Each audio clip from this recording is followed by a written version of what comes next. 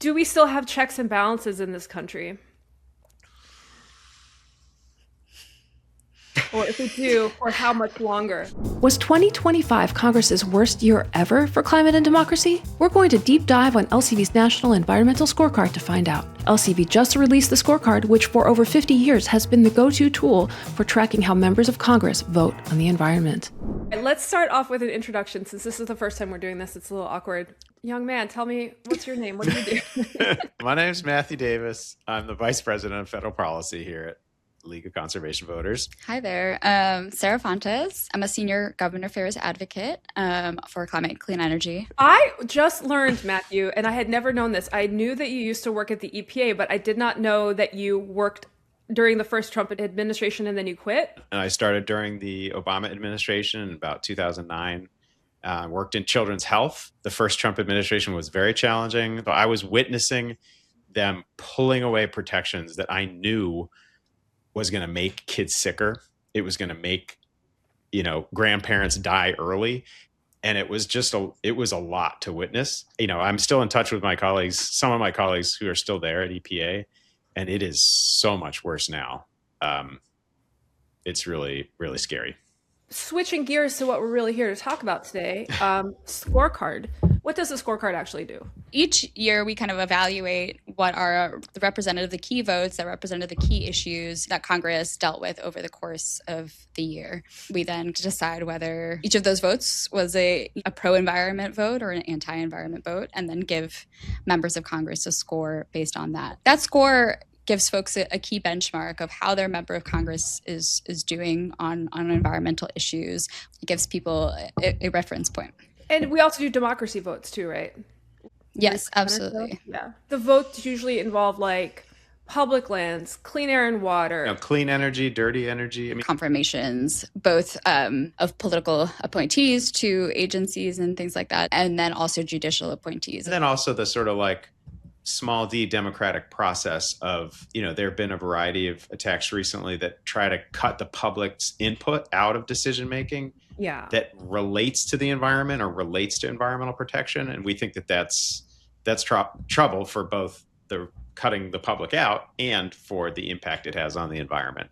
Was 2025 the worst year for our environment legislatively? In recent memory, it certainly was. I think in 2022, we passed the Inflation Reduction Act, which was the biggest action and biggest investment we've taken as a country to combat climate change. In 2025, with the kind of Republican reconciliation bill, or the big ugly bill as we've named it, we repealed almost all of the investments, credits, grant programs, and things like that to benefit our communities, to reduce costs for working families, and to fight climate change. So from that perspective alone, it was a huge blow to our environment. It's also, outside of that, reflected in us scoring a record number of votes across both chambers. We've seen 66 votes, which is significantly higher, especially seeing high volumes on both sides of Congress. We saw unprecedented attacks on our public lands, on our democracy, which is, inextricably linked from the health of our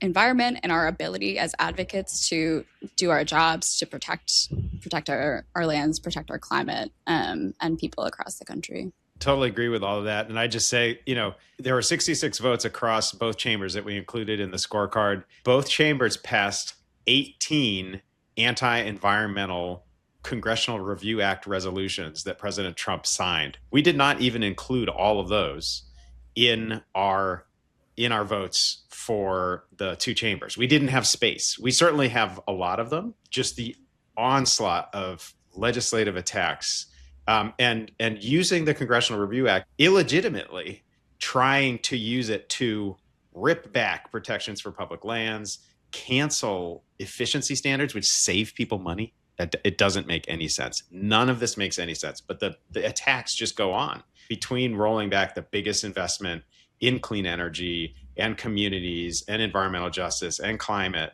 and then add on all the attacks on top. Yeah, I think this is top contender for worst year ever. What is the most egregious vote of the year? It's a doozy.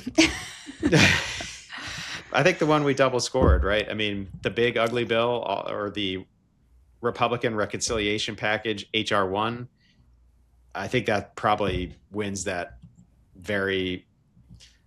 It's the undisputed champion of coal and oil and gas and selling off other public lands. Like there's a reason we score it double in this year's scorecard. It is that bad. It will, it's already driving up people's costs, especially energy costs, but costs all across the board. Pulling away incentives and programs that people and businesses had relied on and made decisions and investments based on. Yeah. Tens of billions of dollars being thrown out the window in development, tens of thousands of jobs being slashed. The big ugly bill, did all of those horrible things that Matthew said, and all in the name of, cutting taxes for millionaires and billionaires, right. And that was the other big piece of it. And so there's no other great things that they're proposing and putting forth in that bill instead of all of those things that they cut. It's just cutting all of those things and giving tax breaks to billionaires. Many of whom have given campaign contributions or have sponsored the new ballroom that may or may not get built at the White House, right? Like the corruption involved with this bill is just staggering on top of the horrible impacts. Some of whom are cabinet members who, whose confirmation we scored. So yeah, seriously. We've seen the Congress being complicit in ceding power to the president over and over again. And I have a bunch of questions on this, but since we are running low on time, I'm going to ask you the most controversial one. Do we still have checks and balances in this country? Or if we do, for how much longer? It feels like that is the thing you learn in first grade or whatever you learn, civics 101 is U.S. Constitution is built on checks and balances, and it feels like that the Congress is complicit in giving that away. We certainly saw some erosion of power from Congress and a lot of loyalty to Trump from congressional Republicans at really cost to the whole American public, but also to their political future, I think, across 2025. And, one of the things we saw was around appropriations. That's why we had a record shutdown. Republicans did not want to help Americans afford their health care. They would not allow an extension of the support that many Americans depended upon to have health insurance, to afford to have health insurance. And they did not want to talk with Democrats at all about where to meet, what compromises to make about how to fund the government. Democrats are never going to agree to all the Republican demands, and Republicans are never going to agree to all the Democratic demands. They didn't even talk. Republicans would literally not get back to them.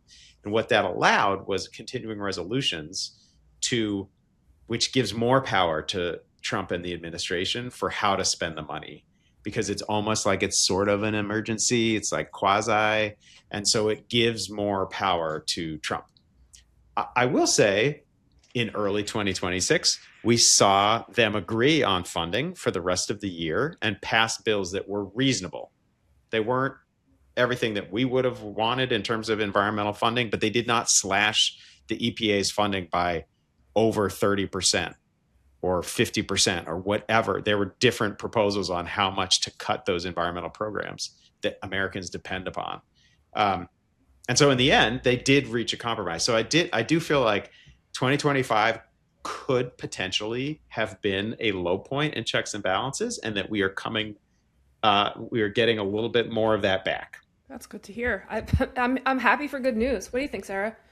I'm not 100% sure if I share Matthew's optimism, but I mean, I think we've, seen a lot of testing of the waters, whether it's with the CRA that we talked about, but we saw them using it outside of permitted windows. We've seen quote unquote small, but really impactful erosions that, has worked to expand administrative power and kind of erode those congressional checks and balances. We saw Elon Musk and Doge, cut thousands of federal employees at the drop of a hat with no process.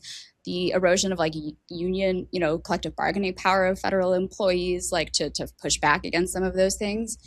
And then Congress passed a bill, a rescissions bill, that basically retroactively approved all of those cuts that, that Elon had made at the beginning of the year. And so it was like this like retroactive attempt to legitimize like those actions, but obviously they weren't done legitimately through any sort of like normal process. And so I think I am fearful of what those testing of the waters could lead to in the future, but hope that we can continue to push back against all of those attempts. Public lands, that was another big story. I think that was more of a positive story. I know that they were under major risk. There was so much blowback, so much pushback in the public sphere. I think even among Republican lawmakers were also like, hey, we're not going to sell off public lands in this aggressive way. What ended up happening, and where do we stand today with the sell-off? There was a little bit of a shred of good news on public lands across the year, and that was that there was a massive transfer of public lands to private hands that was originally in the big ugly bill, HR 1, and that was dropped after massive public blowback, like you said. You saw thousands of people turning out in Idaho to rally to say, no, we need our public lands to be public. Like, we want access to our public lands. We don't want them to be given to the highest bidder for their personal profit. And so that's really great, right? We saw that movement pushing back there. Unfortunately, that was just one small piece of public land sell-off from the big ugly bill that got yanked out. There are hundreds of millions of acres of lands and waters, public lands and waters, that are required to be leased to extractive industries, oil and gas, coal. That all passed in the big ugly bill. That is law now. It's required, like they have to required be. Sales that are required. You have a bunch of land given to a mining company. There's nothing else that can happen there. They get it for their use and no one else's. So if you have a cultural religious practice that includes that piece of land, or that is sacred to your tribe, or you like to go fishing in the streams in that area, you're out of luck. Like, it is no longer accessible to you. And so we saw that happen in place after place after place. We haven't felt the effects of all of that yet because these leases happen over years and over time. But still, the Trump administration is hell-bent on selling off our public lands to primarily fossil fuel industry, but other extractive industries as well, and other private developers. And we will continue to fight and push back on this because the public hates it. It is just unconscionable what they're doing, not just throwing out the public input and the scientific analyses, but just handing over our lands to extractive polluters who really, in most cases, are probably giving them donations for their campaigns. Who's fighting back? Our champs. What are they doing? How are they doing it? Because of the way the big ugly bill went through Congress, the process that it followed, being a budget reconciliation bill, it gets special dispensation to only need a majority plus one in the Senate to pass. And so Republicans put as much as they could in the big ugly bill to get it passed, so they didn't need 60 votes in the Senate. But one of the things that Democrats can use in that process is unlimited number of amendments. So we saw amendments led by Senator Wyden and Senator Kaine and Senator Hickenlooper and Senator Shaheen and Senator Smith. And we saw amendment after amendment after amendment trying to get Senate Republicans on the record about, do you think it matters to have enough public lands managers on staff of our federal agency? Do you think it matters to have a federal agency, FEMA, that is ready and is protecting communities from the disasters we know will come more frequently and more severely? You know, some of these amendments did get Republicans voting yes. They believe in FEMA, some of them. But did they pass? No, they didn't. There were definitely a couple of votes in both chambers too. Through that process, Senator Alistair Brooks had also filed an amendment around collective bargaining rights for federal employees, which I referenced. That also didn't end up passing. But in that more kind of labor and democratic processes lens as well. One of the things we do in our scorecard is highlight environmental champions who are out there pushing, and folks who are members of the Tri-Caucus, the Congressional Black Caucus, the Congressional Hispanic Caucus, and the Congressional Asian American Pacific Islander Caucus. That is the section we call the Champs of Color section, Champions of Color section. When it comes to fighting back against the big ugly bill, there was a lot of pushback to unwinding the clean energy incentives that save people money and clean up the environment. There was a lot of pushback on, slashing funding for zero emission transportation solutions. Those things affect communities of color worse than other communities because they're often closer to busier roads and highways. We saw them fighting back against the public land sell-off.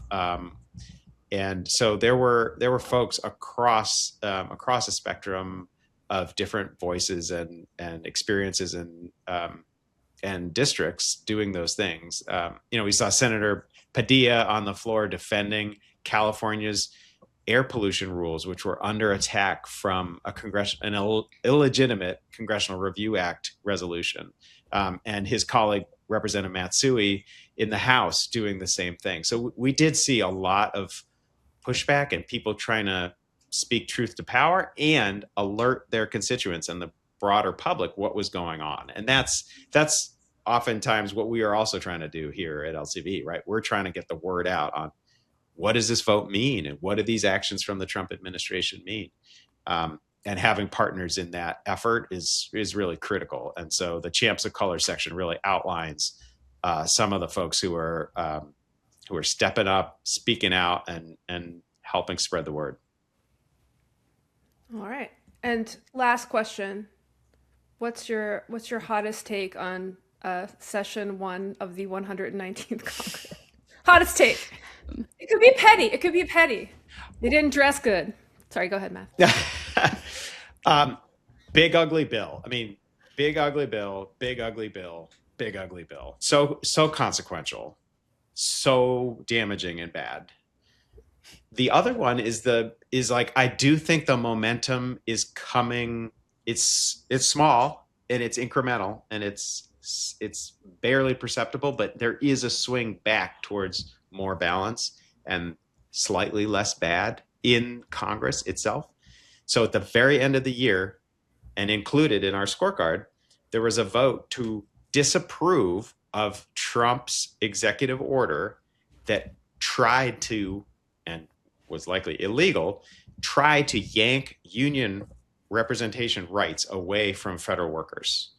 And there was an effort led by Democrats, but joined by, in the final vote, I think at least 12 Republicans, it might have been even 18 Republicans, to pass that resolution to eliminate Trump's executive order. In July of 2025, in February of 2025, we would not have seen that. There would not have been that many Republicans willing to directly go against what Trump was doing. And not only is it a win for the federal workers, the poor federal workers of I used to be one of them, who were being maligned by this administration and being attacked in a variety of ways, and their rights were being pulled away. So it's good from a policy perspective, but it also, I think there's underlying politics of the politics are shifting a little bit, and it's small. It's a small win. It's a little thing, but it's still in the right direction. It's directionally good. All right. What about you, Sara?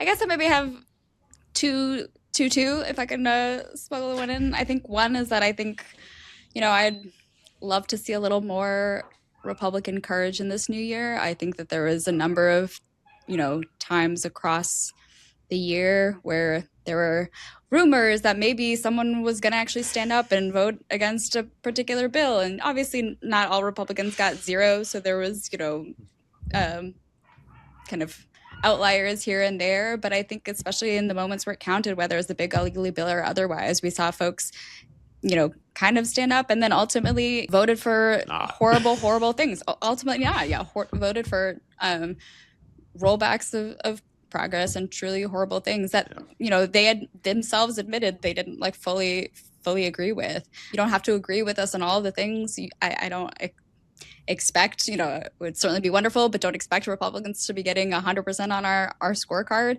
But I think there are some fundamental issues that I feel like we can and should be able to agree on. And particularly as we've been discussing kind of the erosion of norms and rule of law that we're seeing, whether or not, outside of even the substance of the policy that we're talking about and working on.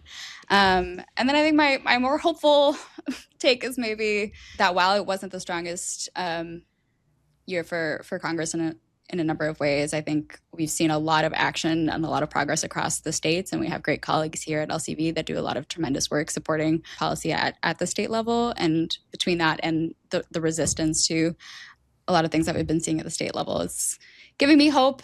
And hopefully we can have that trickle up to the federal level and to their members of Congress in this new year. To check out the full scorecard, go to lcv.org/scorecard.